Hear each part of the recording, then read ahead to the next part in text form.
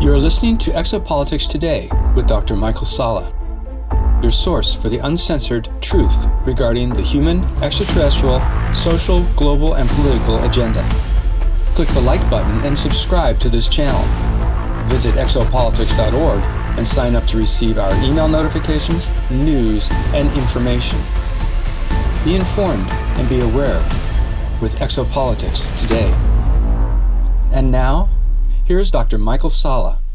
Update on Jupiter meetings with the Galactic Federation of Worlds.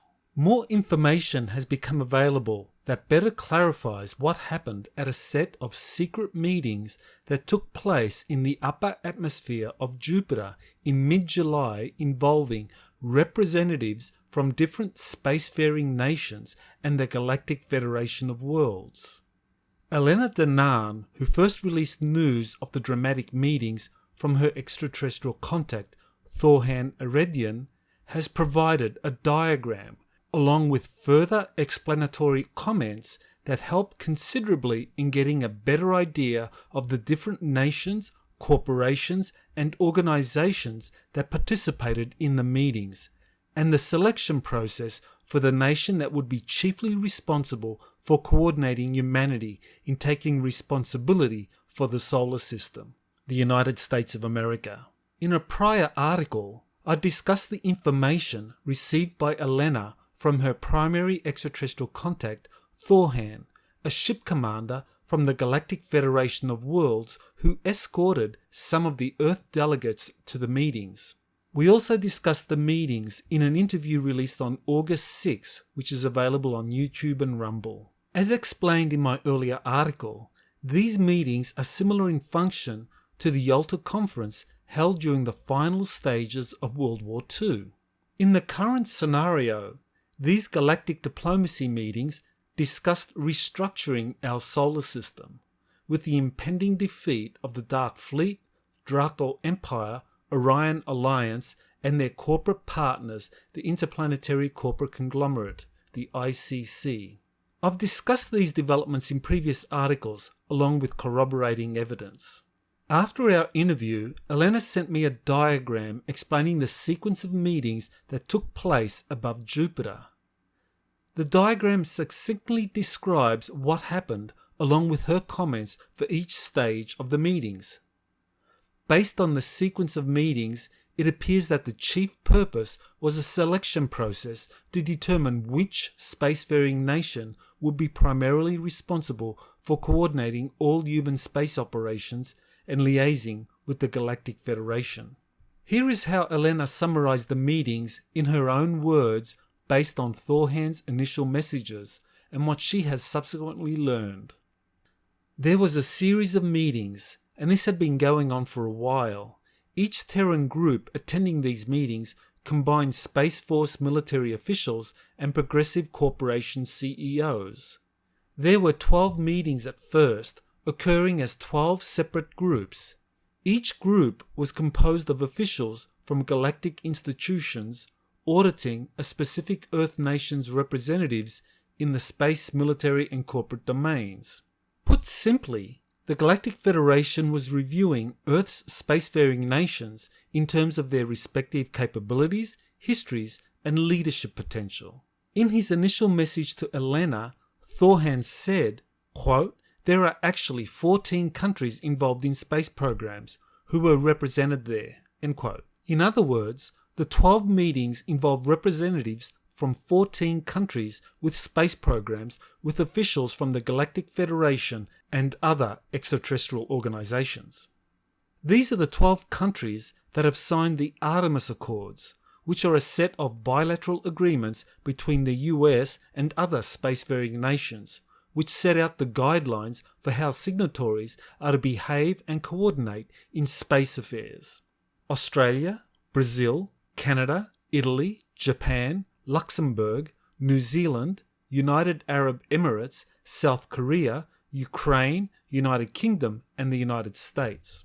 There are also 6 countries that have national space programs but to date have not signed the Artemis Accords. These are China, France, Germany, India, Israel, and Russia. Of these, only China and Russia are not expected to sign on to the Accords anytime soon, but that could quickly change with the outcome of the Jupiter meetings.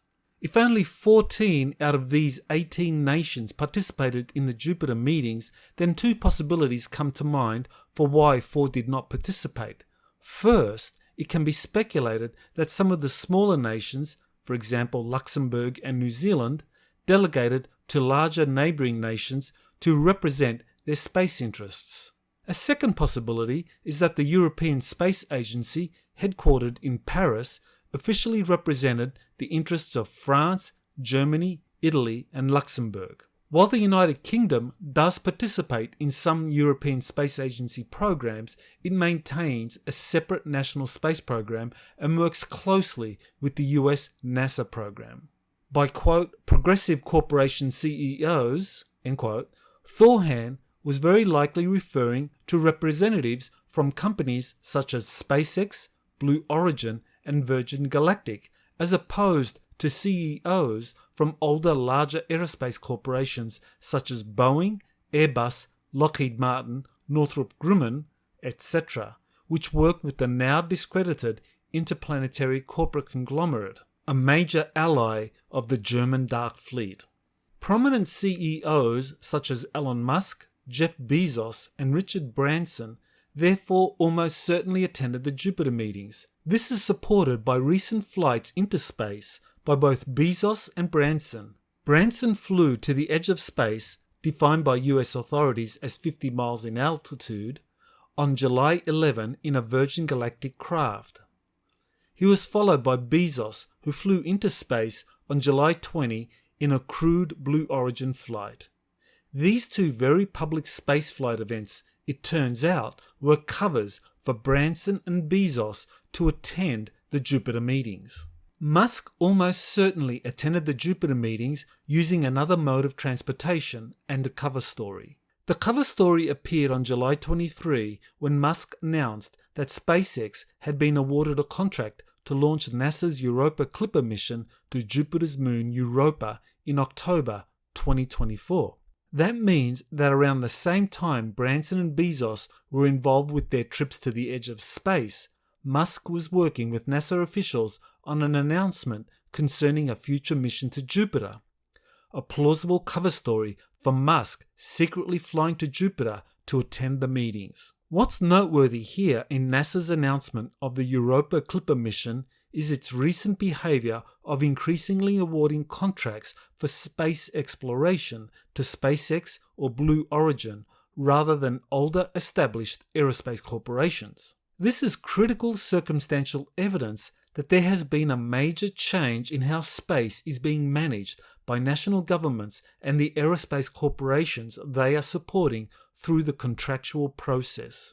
Elena went on to explain what happened after the initial set of 12 meetings.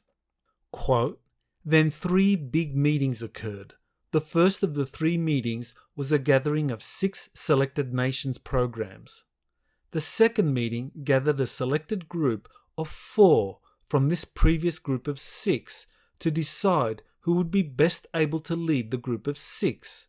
The third and final agreement was between the galactic representatives and the winning nation selected from the previous group of 4. End quote. Elena says that Thor Han was forbidden from identifying the different nations participating in the meetings. It can be speculated that the 6 nations that participated in the first of the 3 final meetings were those with the oldest and largest functioning national space programs. These are in order of their first satellite launches: Russia, the United States, France, Britain, China, and Japan. It should be noted that the first 5 nations from this group of 6 are all permanent members of the United Nations Security Council. Each has a long history of being deeply involved in Security Council decisions concerning international affairs. It is therefore no great surprise that this same group of nations would perform a similar function for regulating human activities in our solar system. It can be further speculated that the 4 countries that participated in the penultimate meeting, out of which the Galactic Federation would choose the nation that would be given the responsibility of coordinating all Earth's nations in space affairs were the US, Russia, China, and France. From this group, the Galactic Federation chose the US as the nation with the most support from the total group of 14 nations and the CEOs of the space companies in attendance. Elena went on to give more details about the different galactic organizations that met with the 14 Earth delegations in choosing the leadership team that the Galactic Federation would coordinate with in the future.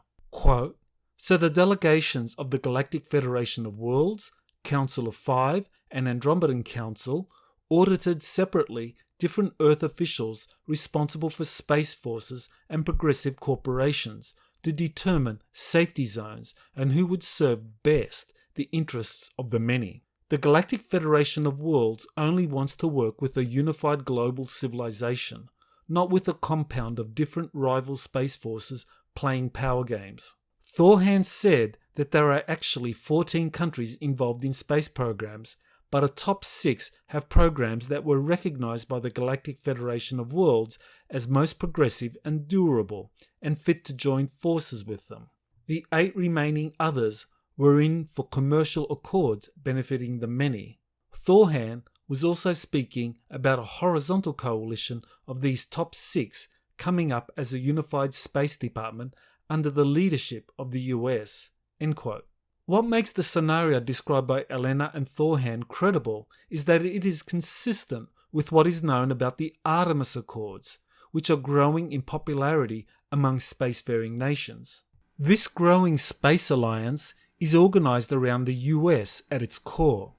In contrast, an attempt by Russia and China to promote a rival international space coalition through their joint International Lunar Research Station initiative has gathered no support. It's therefore very understandable why the Galactic Federation and affiliated galactic organizations, Andromeda Council and Council of Five, would choose the US as the go-to nation for future collaboration between the Federation and the rest of humanity. Finally, Elena drew a graphic of what Thor Han saw departing after the penultimate meeting. 3 spacecraft were seen carrying the unsuccessful delegates of the nations not chosen to lead the Earth in future coordination with the Galactic Federation.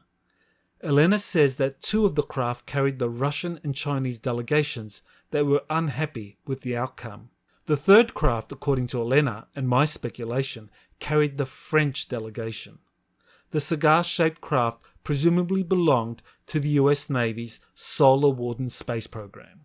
In conclusion, there is significant circumstantial evidence that the Jupiter meetings happened in mid-July involving 14 nations and CEOs of relatively new aerospace companies. First, the number of nations in attendance, 14, is close to the number of known spacefaring nations, 18. Second, the flights to the edge of space by Richard Branson and Jeff Bezos were very likely cover stories for them physically attending the Jupiter meetings. Third, Musk's announcement of SpaceX's selection to launch the 2024 Europa Clipper mission shows that Jupiter was very much on his mind during the meetings. Finally, the growing acceptance of the Artemis Accords by leading spacefaring nations, with the exceptions of China and Russia, makes it very plausible that the Galactic Federation chose the USA as the go-to nation for future communications and coordination in deep space. This has been Dr. Michael Salla with Exopolitics Today. On September 11, I'll be holding my next webinar titled Our Star Trek Future, and in it I'll be discussing in great detail a lot of the data that I've been covering in this and previous articles concerning the Artemis Accords, the Galactic Federation, and secret space programs. In particular, I'll be focusing on a 2019 Space Futures workshop that proposed a Star Trek future as the optimal scenario for the US and its allied space nations. This is an important backdrop for understanding what really was intended with the Artemis Accords and what we are now witnessing happening as a result of the Jupiter meetings. For more details on the webinar, please visit exopolitics.org. Thank you for listening, and don't forget to subscribe on your favourite podcast platform.